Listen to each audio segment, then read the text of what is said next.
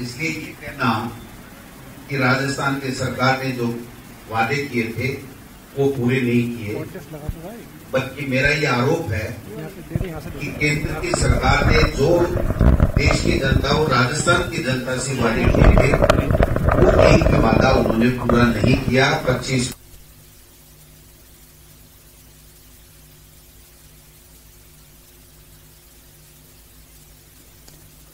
तो सीधी तस्वीरें इस वक्त आप देख पा रहे हैं पीसीसी से, जहां पर प्रदेशाध्यक्ष गोविंद सिंह डोटासरा पत्रकारों से मुखातिब होते हुए और केंद्र सरकार पर जमकर हमलावर नजर आ रहे हैं।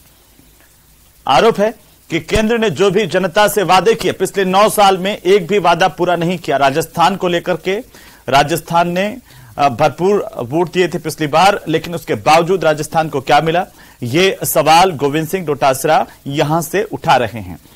भ्रष्टाचार के विरुद्ध में अगर कहीं कोई जितनी भी कार्रवाई हुई है उसमें राजस्थान नंबर 1 है। जितने भ्रष्टाचार के मामले हमने बनाए हैं और जितने बड़े बड़े ब्यूरोक्रेट्स को और लोक सेवक,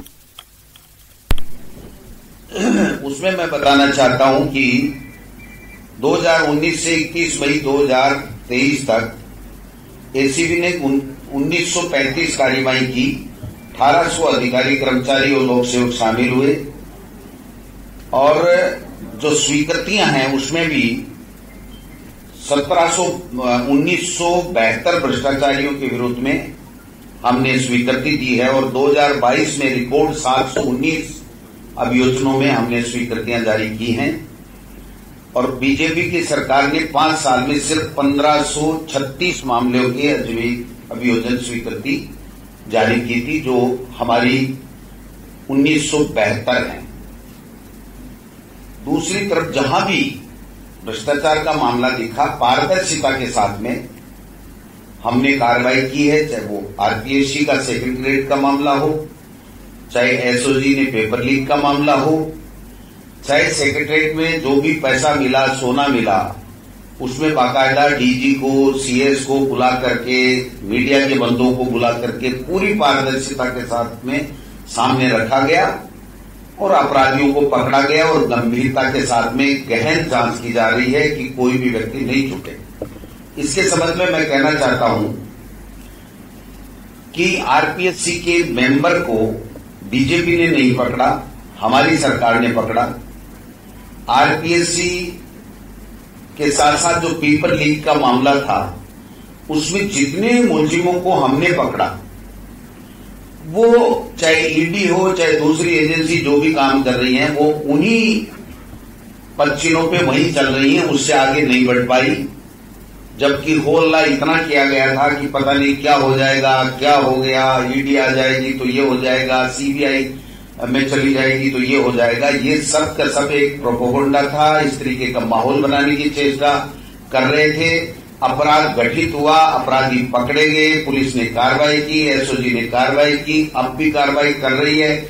आगे भी एक भी व्यक्ति को बख्शा नहीं जाएगा, चाहे वो कोई कितना भी बड़ा आदमी हो। अभी भी एक व्यक्ति को 18 साढ़े 18 लाख रुपए लेते पकड़ा, वो भी हमारी पुलिस ने पकड़ा, कोई भारतीय जनता पार्टी के किसी व्यक्ति ने कोई जासूसी करके नहीं पकड़ा है। तो कहने का मतलब यह है कि हम लोग भ्रष्टाचार के मामले में जीरो टॉलरेंस के ऊपर आधार पर काम करते हैं और पारदर्शिता के साथ में हम लोग काम करते हैं। पेपर लीक माफिया को कोई आज का नहीं है।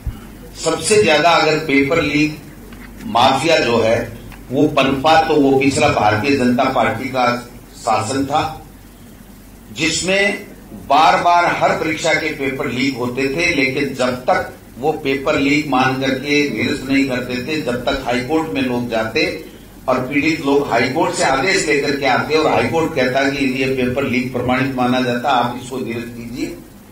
हमारे समय में एक भी ऐसा प्रकरण नहीं है कि हाईकोर्ट ने ये कहा हो कि आप पेपर लीक है, इसको पेपर लीक को मानिए। हमने स्वयं संज्ञान लेते हुए जहां भी ये लगा, हमारी सरकार को सोर्स के आधार के ऊपर तो तुरंत उसके ऊपर कार्रवाई करने का हमने काम किया है। और यहां तक कि आरपीएससी के मेंबर को भी पकड़ा, पैसे सहित पकड़ा, और किसी के साथ में किसी तरह की कोई स्थिरता नहीं बरती गई, किसी तरह की कोई उसके पक्ष में फेवर नहीं किया गया। तीसरा, जो अपराध के आंकड़े ये गिनाते हैं उसमें मैं कहना चाहता हूं कि अनिवार्य एफआईआर पंजीकरण नीति जो देश में पहला राज्य है राजस्थान, उसमें लागू है। उसके बावजूद भी राजस्थान में प्रति लाख महिलाओं के विरुद्ध अपराधों की दर 105.4 है, जबकि असम में 168.3, दिल्ली में 147.6, उड़ीसा में 137.8, हरियाणा में 119.7, तेलंगाना में 111.2। ये सब वो स्टेट हैं जहां पर कांग्रेस का शासन नहीं है, इन्हीं लोगों का, या दिल्ली में आपका शासन है। मध्य प्रदेश दुष्कर्म के मामले में मध्य प्रदेश देश में सबसे ऊपर है। बलात्कार के प्रकरणों में राजस्थान में सजा का प्रतिशत करीब 48% है, जबकि राष्ट्रीय स्तर पर 28.6%। महिला अत्याचार के प्रकरणों में राजस्थान में सजा का प्रतिशत 45.2%, जबकि राष्ट्रीय स्तर पर 26.5%। महिला अत्याचार के प्रकरणों में पेंडिंग प्रतिशत 9.6%, जबकि राष्ट्रीय स्तर के ऊपर 31.7%। आईपीसी के प्रकरणों में राजस्थान में पेंडिंग प्रतिशत करीब 10%, जबकि राष्ट्रीय स्तर पर यह 35.1% है। ये जो अपराधों की बात करके एक माहौल खराब करना चाहते हैं वो मैं बताना चाहता हूं। पता नहीं कौन से आंकड़े इन भाजपा के नेताओं के पास में आते हैं, क्योंकि ये इनकी जो मूल पॉलिसी है आरएसएस के पाठशाला से निकलती है। एक झूठ को 100 दफा बोलो, वो सच जैसी लगेगी और आपकी बात पे विश्वास कर लिया जाएगा। और आप जो मिशन लेकर के आए हैं कि ऐसा माहौल बना दो, एक परसेप्शन बना दो कि राजस्थान में ऐसा हो रहा है, राजस्थान में ठीक नहीं हो रहा, उस परसेप्शन में उसको मदद मिलेगी। लेकिन मैं कहना चाहता हूं कि सांप्रदायिक हिंसा की घटनाएं जो है वो बढ़ने की बातें कर रहे हैं, जबकि सही बात नहीं है। भाजपा सरकार के समय कभी जयपुर, कभी मालपुरा, कभी बारा में दंगे होते थे, कभी लिंचिंग, कभी जिंदा आदमी को काटकर आग से जलाने की घटनाएं भी राजस्थान में हुई हैं। पिछली सरकार की तुलना में आधी ही सांप्रदायिक घटनाएं नहीं होने दी गई, और जहां भी कोशिश की गई असामाजिक तत्वों के द्वारा तुरंत उसको रोक दिया गया। भाजपा के लोग जहां भी सांप्रदायिक माहौल बनता है, दंगे का माहौल बनता है, उसको उकसाने का काम करते हैं। कभी भी राजस्थान के हित में वो नहीं देखते। जबकि जोधपुर में जो घटनाएं उसमें स्वयं मंत्री गजेंद्र सिंह जी वहां सांप्रदायिक दंगा भड़काने के लिए हनुमान चालीसा के पाठ करो, रोड के बीच में बैठ जाते हैं।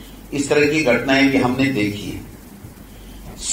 2 करोड़ लोगों को प्रतिवर्ष नौकरी की बात करने वाले लोग आज उसका कोई जवाब नहीं दे रहे हैं। किसी तरह की नौकरी केंद्र की किसी भी उपक्रम में, किसी भी सरकार में, सेंट्रल गवर्नमेंट के द्वारा नहीं दी गई, जबकि हमारे द्वारा 2 लाख से ज्यादा सरकारी नौकरियां दी गई, 1.25 लाख के लगभग चल रही हैं, और 10 लाख से ज्यादा प्राइवेट सेक्टर में भी हमारे द्वारा रोजगार दिए गए हैं। मुख्यमंत्री युवा संबल योजना के तहत भी 1,96,843 युवा बेरोजगार जो है वो भत्ता प्राप्त कर रहे हैं। फरवरी 2019 से फरवरी 2023 तक कुल 6,22,043 पात्र अभ्यर्थियों को बेरोजगार भत्ता प्रदान किया गया है, जिन पर कुल 1927 करोड़ रुपए 1,927.90 करोड़ रुपए अब तक व्यय किया जा चुका है। जेजेएम के अंदर 20,000 के घोटाले के गलत आरोप लगा करके राजस्थान की छवि को बदनाम करना चाहते हैं। केंद्रीय मंत्री स्वयं जल संसाधन मंत्री होकर के और इस तरीके के भाजपा या केंद्रीय जल संसाधन मंत्री बेबुनियाद आरोप लगा करके राजस्थान की छवि को खराब करना चाहते हैं, जबकि उनको चाहिए था कि राजस्थान की भौगोलिक स्थिति और क्षेत्रफल को देखते हुए यहां पर पानी की हमेशा से कमी रही है, इसलिए उनको विशेष पैकेज देकर के 90-10 या 80-20 का रेशो करना चाहिए था, जो 50% किया गया, और उसमें भी शायद 45% ही किया गया, जो 10% पैसा जन सहयोग से लेना है वो हमारी सरकार दे रही है, ये नहीं दे पाए। और जेजेएम में इस तरीके के घोटाले के आरोप लगाने वाले लोग खुद केंद्र में सत्ता में बैठे हैं। अगर कोई घोटाला हुआ तो उन्होंने जांच क्यों नहीं कराई? केवल और केवल माहौल खराब करके लोगों को भ्रमित करने की चेष्टा कर रहे हैं। जिस प्रकार से जो केंद्रीय मंत्री के ऊपर आरोप लगे, पहले उनकी वॉइस जो आई और उसके आधार पे कोर्ट में जाना पड़ा, और फिर संजीवनी का मामला आया और कोर्ट में जाकर के दिल्ली में उनको हाई कोर्ट में जोधपुर से स्टे लेना पड़ा, तो ये शोभा नहीं देता है। ऐसे व्यक्तियों के आचरण वाले व्यक्ति भी अगर बेबुनियाद आरोप लगाएंगे तो वो केवल राजस्थान में माहौल गर्मा करके, माहौल को खराब करके अपनी राजनीतिक रोटियां सेकने तक सीमित रहना चाहते हैं। जिम्मेदारी की बात वो लोग नहीं कर पा रहे हैं। मैं ये भी कहना चाहता हूं कि कर्ज माफी के मामले में माहौल बनाया जा रहा है। मैं आज भी मीडिया के माध्यम से स्पष्ट करना चाहता हूं कि जो 50,000 रुपए तक का स्टेट कोऑपरेटिव का कर्जा मुख्यमंत्री वसुंधरा राजे जी ने घोषणा की थी हमारे 3 दिन के कांग्रेस विधायक दल के धरने के बाद में, उसमें से 2,000 करोड़ रुपए दिए और 6,000 करोड़ रुपए हमको देने पड़े। और तमाम स्टेट कोऑपरेटिव के तमाम किसानों के समस्त कर्जे हमने 6,000 और 8,000 अलग से देकर के 14,000 करोड़ रुपए देकर के तमाम कर्जे माफ किए। जो नेशनलाइज कर्जे की बात, बार बार नेशनलाइज बैंकों के कर्जे की बात आ रही है, हमने चिट्ठियां लिखी, बार बार लिख रहे हैं, आज भी प्रेस के माध्यम से कह रहे हैं कि केंद्र में आपकी सरकार है। और मोदी जी ने इससे पहले वाले चुनाव में उत्तर प्रदेश में कहा था कि उत्तर प्रदेश में भाजपा का राज आ गया तो मैं किसान के कर्जे माफ करूंगा। और मनमोहन सिंह जी ने यूपीए सरकार के समय 72,000 करोड़ रुपए के कर्जे माफ करके ये दिखा दिया था कि किसान के हित में यूपीए सरकार है, आप नहीं हो। तो जब यूपीए सरकार में 72,000 करोड़ के कर्जे माफ हो सकते हैं तो केंद्रीय सहकारी बैंक और नेशनलाइज बैंकों के वन टाइम सेटलमेंट का पैसा केंद्र सरकार क्यों नहीं दे सकती? और उनके लिए कोई पॉलिसी लेकर के आगे क्यों नहीं आना चाहती है? केवल और केवल माहौल बनाना चाहते हैं। उनको राहत जनता को देनी नहीं है, न देश के लोगों को देनी है, न राजस्थान के लोगों को देनी है। बार बार कह रहे हैं कि किसानों की जमीनें नीलाम हो रही हैं। हमने एक इससे भी पहले विधानसभा जब सत्र था तो 5 एकड़ तक किसान की जमीन नीलाम नहीं होने का जो कानून पारित किया था, आज भी महामहिम राज्यपाल के अटका हुआ है। अगर इनमें थोड़ी बहुत भी नैतिकता है तो इनको उस पर आगे काम करना चाहिए। बार बार बाजरे की खरीद की बात कर करके और ये अपनी जो एमएसपी, अनिवार्य एमएसपी का जो वादा इन्होंने किया था उस वादे से अपने आप को मोड़ना चाहते हैं। सबको पता है कि बाजरा जल्दी खराब हो जाता है और उसका यहां पर कोई राजस्थान में लेने वाला नहीं होता है। अंतर्राष्ट्रीय अगर बाजार या देश के अंदर इसको खोल दिया जाए तो उसके बाद में इस बात को देखा जा सकता है। बार बार बिजली के जो हमने पहले 1200 रुपए जो है वो 12,000 रुपए साल के जो देने का हमने काम किया था और उसके बाद में 2,000 यूनिट कृषि कनेक्शन के फ्री कर दिए और 200 यूनिट 2 महीने का जो बिल आता है उसका 200 यूनिट फ्री घरेलू और उसके बाद में उसका जितना भी सरचार्ज है वो भी फ्री करने का काम किया। इससे इनके बौखलाहट हो गई और इसका कोई जवाब ये ढूंढ नहीं पाए, इसलिए अनर्गल बिजली के मामले में लोगों को बरगलाने का काम करते हैं। जबकि मैं ये कहना चाहता हूं कि क्या किसान को 2,000 यूनिट कृषि का बिल माफ करना और 100 यूनिट प्रति माह 2 महीने का 200 यूनिट का घरेलू बिजली का माफ करना, क्या ये रेवड़ियां हैं? क्या किसान को मजबूती देने का इनका धर्म नहीं बनता था? लंपी में पूरे देश में अगर लंपी की बीमारी आई और गायों की मौत हुई तो 1 पैसा किसी स्टेट ने या केंद्र ने कोई नहीं दिया और हम बार बार मांग करते रहे कि लंपी को राष्ट्रीय आपदा घोषित कर दीजिए और लंपी बीमारी को, और इस प्रकार से केंद्र से जो रिलीफ का पैसा है उसके फंड से पैसा मिल जाए, लेकिन इन्होंने नहीं किया। और हमने 40,000 रुपए के हिसाब से जितनी भी गायों की मौतें हुई थी, करीब 72,000 या 76,000 का आंकड़ा होगा, जो हॉस्पिटल में एक दिन भी उसने किसी ने पर्ची कटाई हो या दिखाया हो, तो उसके आधार पे हमने देने का काम किया। इसमें भी बरगलाने का काम करते हैं। क्या 40,000 रुपए किसी किसान की मदद करने को आप रेवड़ी बताना चाहते हो, तो ये आप कृपया स्पष्ट करने का काम कर रहे हैं। 2019 से 21 तक SC/ST के विरुद्ध अपराधों की तुलना अगर हम करें तो हरियाणा 49.8%, MP 36.26% की बढ़ोतरी है, उत्तर प्रदेश में भी 11% की बढ़ोतरी है, जबकि राजस्थान की इससे कम है। मैं ये कहना चाहता हूं कि MP में आदिवासियों पर पेशाब करने की घटना निंदनीय है, दुर्भाग्यपूर्ण है। आज भी इस देश में इस तरीके से भारतीय जनता पार्टी के शासन में एक व्यक्ति के ऊपर भाजपा का कार्यकर्ता या नेता पेशाब करता है, और उससे भी बड़ी बात शर्म की यह है कि वहां का मुख्यमंत्री किसी दूसरे व्यक्ति को बुला करके और उसके पैर धोता है और नौटंकी करता है और ये दिखाने की चेष्टा करता है। तो इससे बड़ी तो शर्म की बात कोई हो नहीं सकती है। इनका चाल चरित्र और चेहरा जो है वो सामने आता है। करौली जोधपुर में हिंसा के मुख्य आरोपी आपने देखा हो कि भारतीय जनता पार्टी के हैं।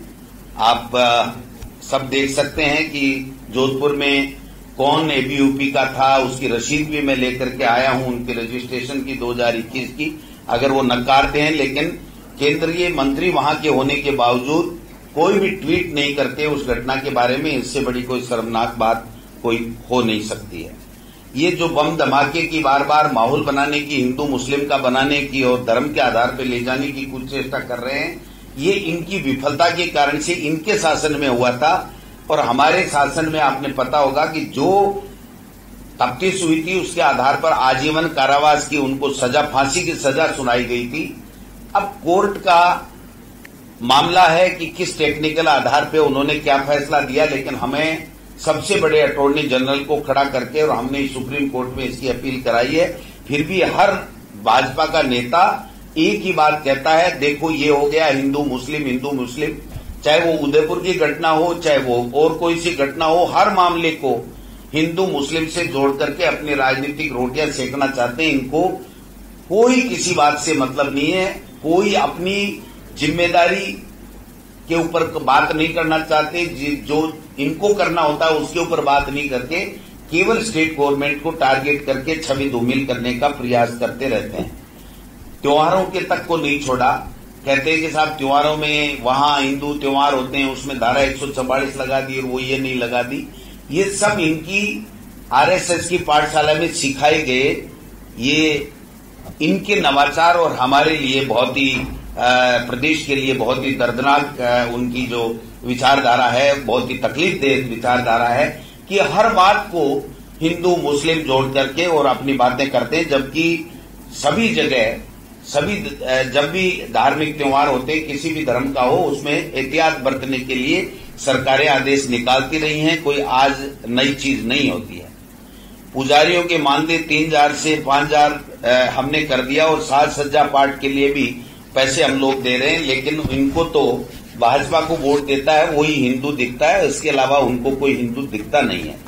उदयपुर में 48 घंटे में पकड़ लिया, NIA आज तक उनको सजा नहीं दिलवा पाई, लेकिन ये इसका ठीकरा भी हमारे ऊपर फोड़ना चाहते हैं, ये खुद कुछ भी नहीं करना चाहते हैं। 2024 में भारत सरकार पर 55 लाख करोड़ रुपए का कर्ज था, इसका कोई जवाब नहीं देंगे ये, इसलिए मैं पूछ रहा हूं। 2014 में भारत सरकार पर 55 लाख करोड़ का कर्ज था जो आज बढ़कर 160 लाख करोड़ रुपए हो गया, इसका जवाब नहीं देंगे। 2 करोड़ लोगों को प्रतिवर्ष नौकरी देनी, इसका जवाब नहीं देंगे। किसान की आमदनी दुगुनी करनी थी, इसका जवाब नहीं देंगे। और फिर कहते हैं कि नहीं सहेगा राजस्थान। अरे भाई, नहीं सहेगा राजस्थान तो तब है जब 25 में से 25 सांसद देने के बाद में और मोदी जी के बड़े बड़े वादे करने के बाद में एक भी वादा उन्होंने पूरा नहीं किया और 25 सांसद 25 के 25 बिल्कुल नक्कारा निकले, निकम्मे निकले और एक भी काम उन्होंने नहीं किया। और एक दिन भी मोदी जी के सामने या लोकसभा में या राज्यसभा में इनके लोगों ने अपनी बात नहीं की। तो मैं समझता हूं कि राजस्थान के लोगों के प्रति उन्होंने क्या किया हो। हमने महंगाई राहत कैंप चलाए, एक भारतीय जनता पार्टी का आदमी नहीं गया, जबकि आपने देखा होगा कि कैंपों में 1,80,00,000 परिवारों ने भाग लिया और जो महंगाई को राहत बीजेपी को देनी चाहिए थी वो कांग्रेस की राजस्थान की सरकार दे रही थी, लेकिन उसमें भी इन्होंने भाग नहीं लिया। ये केवल अपनी कभी घेराव यात्रा, कभी जन आक्रोश की यात्रा, कभी कोई दूसरी अभी नहीं सहेगा अपमान यात्रा, इस तरीके के एक क्लिष्ट शब्द ला करके लोगों को भ्रमित करने की कुचेष्टा में लगे हुए हैं। 1,04,00,000 उपभोक्ताओं को जीरो बिल आ रहे हैं।